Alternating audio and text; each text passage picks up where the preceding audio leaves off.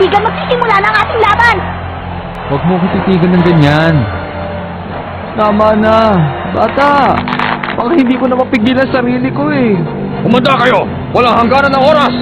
Kahit anong paraan! Simula na!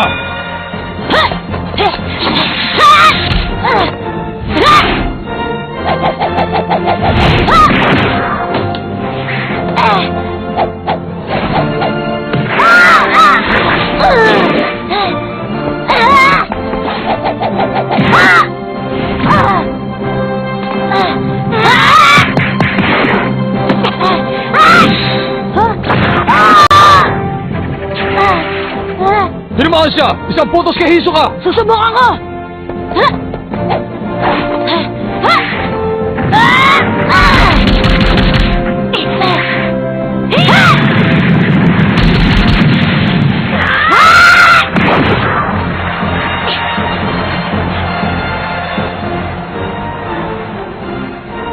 Ayos!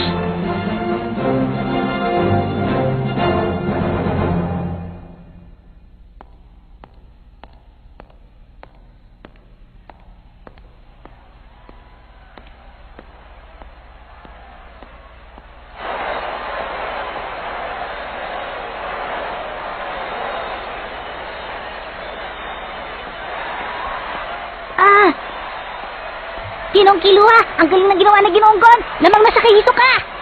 Oo. Pero ang ganong klase ng pag-atake, isang beses na makakalusot. Siguradong hindi na mauulit pa. Tamang sinabi mo. Ngayon, tiyak magsisimula na ang tunay na laban.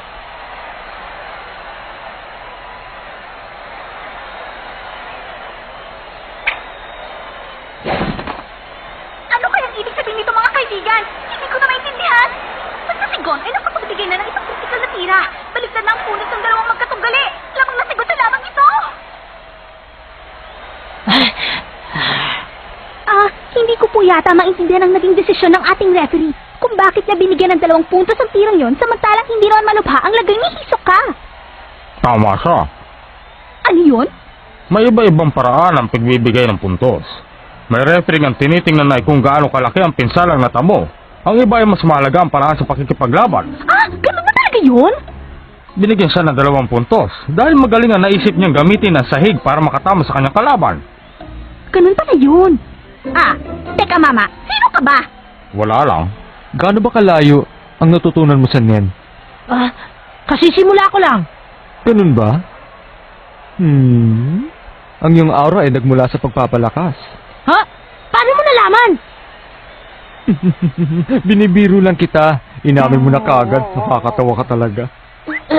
Tumahimik ka nga dyan! Paano mo naman nalaman yon? Madali lamang yun, bata. Para lamang pag-aaral kung saan nanggaling ang isang tao. Pinag-aaralan ko ang aura mo. Kaya ako nalaman yun. Ang aking aura? Para malaman kung saan ako nagmula? Master, totoo po ba yung sinabi niya? Sigurado makikita ang kakayahan ng Nen dahil may kinalaman ito sa pinanggalingan ng isang taong gumagamit nito. Kung naaalala nyo, ang pagpapalabas, pagpapalakas, pagbabago, pagkontrol, pagpapagalaw, pagpapakadalubhasa, ang 6 na yon. Halimbawa, sa Ginoong Gon, ang kanyang matalas sa pakiramdam ay napaghusay dahil lumaki siya sa gubat. Maaaring ang dahilan kung bakit lumagong kakayahang ito ay dahil sa kapangyarihan ng pagpapalakas.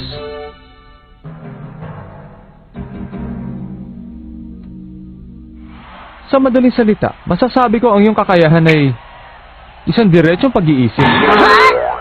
Tama siya. Totoo yun. Nagmula naman ako sa pagbabago. Ang 10 sinungaling. Totoo yun. Totoo yun. Totoo yun. Ano naman kaya ang katangian kung ikaw ay nagmula sa pagkontrol? Kaya atang bagay na bagay tayong dalawa. Magkaiba ang katangian pinagmulan ng ating mga lakas. Kaya lagi tayo nagkakasundo at naging malapit sa isa't isa. Pero mag-iingat ka ha, dahil delikado ang mangyayari sa atin. Alam mo naman na ako ay isang sumpungin at sinungaling. Ang magandang usapan ay maaaring magwakas sa isang madugo at nakakakilabot na katapusan.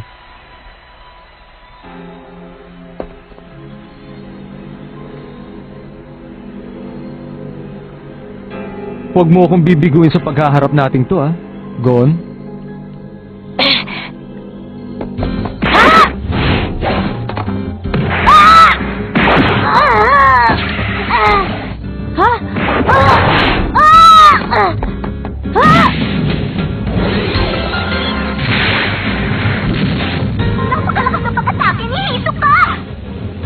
Ito na. Tumagis po ang ating sahig dahil sa lakas ng pagsipa ni Hisoka!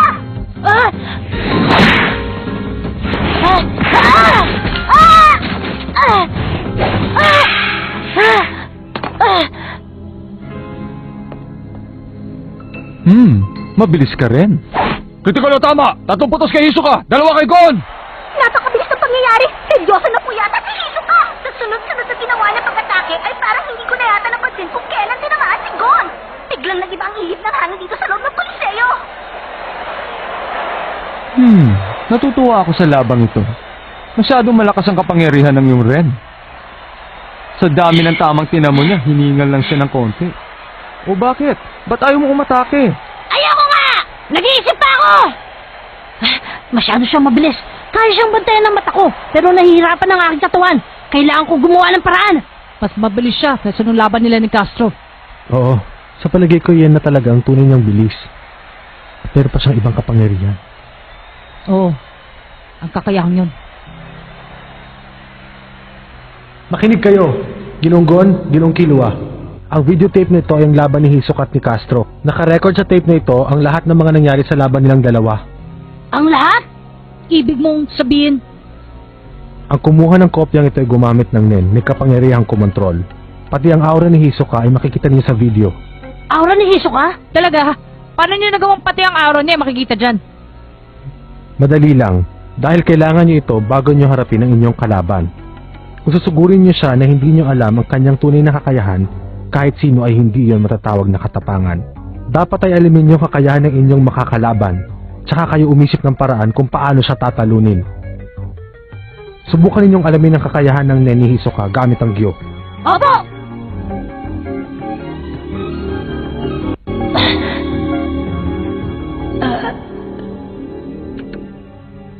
Nakita niyo?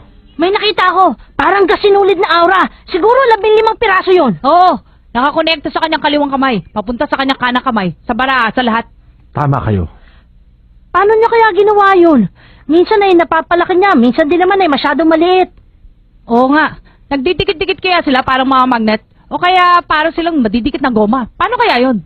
Siguro meron siyang kakayahan na magpagbago ang kanyang aura, na parang isang uri ng goma at maaaring idikit kahit saan man niya gustuhin. Kaya pala. Parang nahirapan siyang paggalawin ang kanyang mga kamay. Tinamaan kaagad siya ng suntok sa mukha. Pero bakit hindi kaagad naisip ni Ginoong Castro na hindi pala makagalaw ang kanyang mga kamay? Nangyari sa kanya yon dahil sa paraan ng kanyang pakikipaglaban. Ginoong Killua, anong paraan ang ginamit ni Castro? Ang doble, hindi ba? Tama ka, hindi yun halusinasyon. Ang tawag sa paraan na ginamit niya ay doble. Ganon din ang paraan na ginamit niya nung silipin ko sa kanyang kwarto. Kung pag-aaralan mo ang kanyang Tiger Gnashing Punch, iyon ay nagmula sa pagpapalakas, pero ang pinili niyang paraan ay yung makakagawa ng doble. Ibang estilo ang ginawa niya. Ginamitan niya rin ito ng paraan ng pagkontrol para maisagawa lamang ang kanyang pinaplano kay Hisoka. Kaya lamang, maraming estilong hindi nito nakasundo, kaya naubos na ang lahat ng enerhiya sa loob ng kanyang katawan. Si Hisoka naman ay ginamit ng In para maitagong lakas ng kanyang aura kay Castro. Pero sa mga taong katulad ni Castro, madali lang yung malamang gamit ang Gyo. Kaya lamang napigilan siya ni Hisoka. Naiwasan ni Hisoka ang ginawa ni Castro gamit ang kanyang mahika. Pinaniwala niya rin ang karamihan na hindi pa siya seryoso sa laban para magamit ang kapangyarihan ng kanyang In. At para maitago ang iniipong lakas sa loob ng kanyang katawan. Hindi nagtagal ay gumamit na rin ng aksyon si Hisoka. Ang naging resulta, pumanaw si Castro katulad ng ibang mga manlalaro. Isa siyang henyo. Ang kanyang Nen ay nagagawa niyang baguhin sa isang saglit kahit hindi siya naiisa ng kanyang katunggali. Kung makikipaglaban siya ay parang isang baliw. O ano, gusto niyo ituloy ang panonood? Opo, ituloy na natin! Basta, ang dapat ko lang gawin ay hindi magpahuli sa kanya bago niya magamit ang kanyang aura. Kailangan ko muna siya maunahan. Ano? Buong araw ko na lang ba mag-iisip dyan? Napapagod na ako sa kahihintay dito eh. Sige ka, pag hindi ka lumapit, mapipilitan na akong gumamit ng puwersa. Ha? Ang Gyogon! Ha? Huli na ang lahat, bata. Hindi maaari! Ano? Alam mo na ba kung anong susunod na mangyayari? O kailangan ko pang sabihin? Ngayon ay siguradong hindi ka na makakatakas sa akin.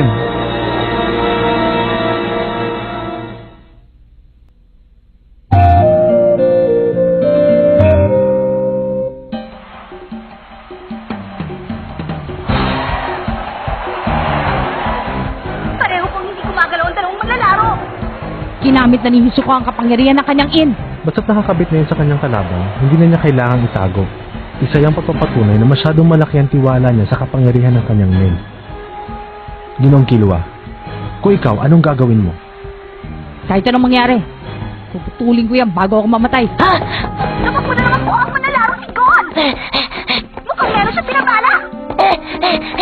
Sa ginagawa niyang pagtakbo ay mukhang nililisunakan na kalaban! Sige, kaya mo yan! Ano naman po kayang gagawin ng ating manlalaro si Hisoka? Ah! Bigla akong tumalon si Gon! Ha! Hinila siya! Eto pa oh. Ha? Dalawang sasang pumaga na sila maligo sa kanyang kalaban si Hisoka! Critical! 2 puntos para kay Hisoka! 6-2! Tumunod si Gon para atakin si Hisoka, pero naging baliktad yata mga kaibigan dahil siya ang tinamaan ng mga suntok ng kanyang kalaban! Gon! Tayo na! Bilis! Masama pong lagay ni Gon sa mga suntok na tinamo niya! Makakaya pa kaya niyang lumaban?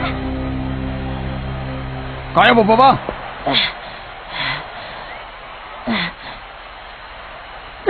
Kaya ko pa!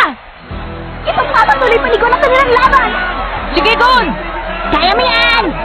Ang maglalarong si Gon na kaya ang magpapatigil sa walang hanggang tagumpay ni Hisoka? Mukhang humihiling ng milagro ang mga puot na sumisigil sa loob ng Koliseo! Meron tuloy ako naaalala dito eh. Nung huling bahagi ng pagsusulit, halos lahat ng taong nanonood sa laban mo ay sumuporta na sa'yo. Nakikita mo to, hindi ba? Ang tawag dito ay bungee rubber. Umiiksi at humahaba. Ano mang mangyari sa kanya ay depende rin sa akin. Ha? Kita mo? Hindi kanya nahila ngayon. Kaya sa akin pa rin manggagaling ang desisyon. Kahit anong gawin mo, hindi ka na makakatakas sa bungee rubber na nasa kamay ko. Anong nangyayari? Tumigil si Hisoka sa pag-atake at parang meron siyang ipinapaliwanag kay Gon. Ano naman kayang pinag-uusapan ng dalawang manlalaro? Sa totoo lang, nagkaroon siya noon ng trauma sa chewing gum. Ano? Noong bata pa si Hisoka ay mahilig siyang umuya ng bubble gum na ang pangalan ay Bungie. Talaga? Bakit naman siya nagkaroon ng trauma doon? Sa una ay masarap ang lasa ng bubble gum. Pero habang tumatagal ay tumatabang na rin ang lasa nito. Pero mahirap lamang ang pamilya ni Hisoka, kaya palaging wala laman ang kanyang bulsa. Kaya hindi rin siya nakakabili ng Bungie gum araw-araw. Mula noon ay wala nang lasa ang binibili niyang bubble gum. Bakit nawala? Ano yun? Bakit? Humihingi po ako ng tawad sa lahat ng aming tagapakinig dahil may istorbo dito. Ngayon, balikan na po natin ang dalawang manlalaro! May tatanong ako sa'yo ah. Kung masasagot mo, pwede mo akong sugurin. Hindi ako iilag. Talaga? Makinig ka mabuti sa tanong ko.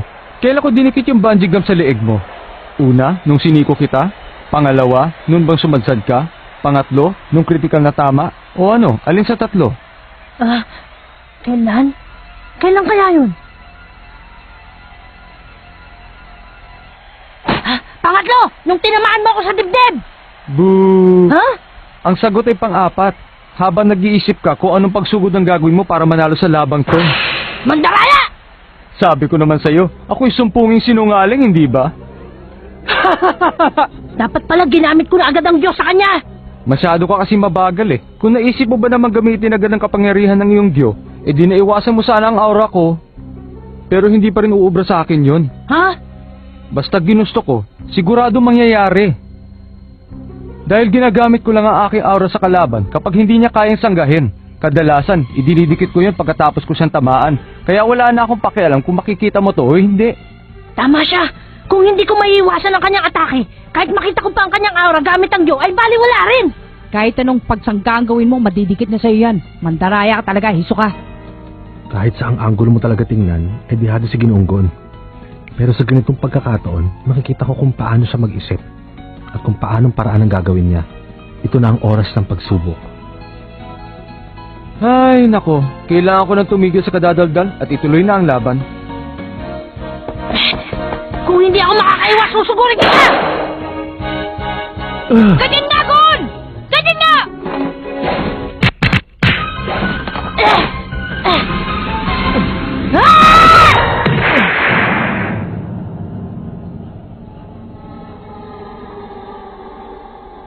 Natatakot ako, pero kung tatakasan kita, kahit sino ay hindi ko na makakayang labanan sa buong buhay ko! Napakabilis! Nagmamadali si Gon sa mga suntok na ibinibigyan niya kay Hisoka! Walang magawa ang malahalimaw na si Hisoka!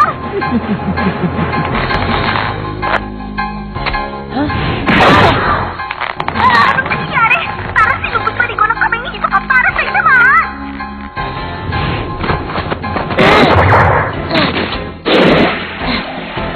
Ayos! Sa wakas nasangga ko rin ang isang yun! Sasanay na rin ako sa ginagawa niyang pagdila! Makakalaban ako! Makakalaban ako! Paraw critical! 2 puntos kay Gon at kay Hisoka! Ha? Nakatayo ako kagad! Nasangga ko rin yun sa tira niya! Ang puntos na po natin yan ay 9 laban sa 4. 1 puntos na lang ang kailangan ni Hisoka para manalo. Pero sa simula pa lamang ng ating laban ay napansin ko ng ayaw ng ating referee kay Gon. Laban! Anong gagawin ko? Kailangan ko makahabol! Dapat palagi ka maging alerto, Gon. Tumingin ka doon sa bandang kanan, no? Ha? Ah! Ay, mali. Dito pala sa aking kanan. Tinamaan at bumagsak! 2 puntos kay Hisoka! Ah! 11-4! Ang nanalo sa labang ito ay si Hisoka! Nakasuko ang laban. Nakasuko panalo ng po si Hisoka. Pero kung minsan ipinakita ni Gon sa pakikipaglaban, sana ay magtagumpay siya sa mga susunod na makakaharap. Ngayon ay tinatapos ko na po ang ating programa. Magkita-kita lang po tayo sa susunod na laban. Paalam na po sa inyong lahat at magandang gabi. Sinabi ko naman sa'yo maging alerto ka. Habang nagrereklamo ka doon sa referee kanina, hinagisan agad kita na makapangyarihan kong aura at kinabit ko dyan sa bato. Saka ko siya mabilis na inutusang umiksi. Masyado na malaki ang pinagbago mo, pero kailangan mo pa rin ng maraming karanasan sa pakikipaglaban. Kapag natapos mo na ang 10, baka pwede na tayo magpainit ulit. Pinagbigyan lang kita dito ngayon. Sa susunod sa labas na ng Coliseo tayo maghaharap. Mag-ensayo ka na mabuti Wala na yung patakaran. At ang pustahan, ang mga buhay natin.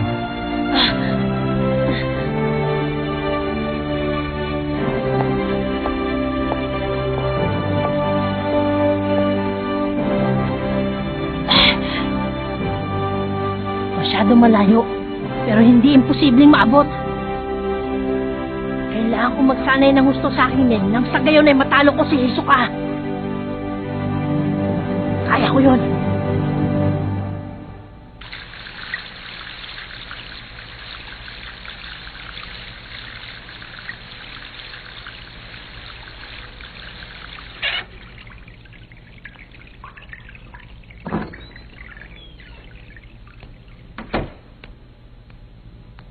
Ah?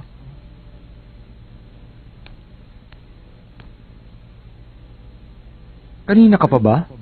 Nainip ka na yata sa kahihintay sa akin Nagbagong dumating na mensahe. Nagbago ang mensahe para sa lahat ng miyembro. Hanggang tanghali sa 30 ng Agosto, magkita-kita tayo sa York New City. Darating ba ang pinuno ng grupo? Malamang, palagay ko ito yung pinakamabigat na trabaho. Ito lang ang masasabi ko. Kapag may ginawa kang hindi namin nalalaman, ang pinuno na ang pupunta para parusahan ka. Nakakatakot naman. Paalam, nasabi ko na sa iyong mensahe. Generio Dan? Nakakita na ako ng bagong laruan.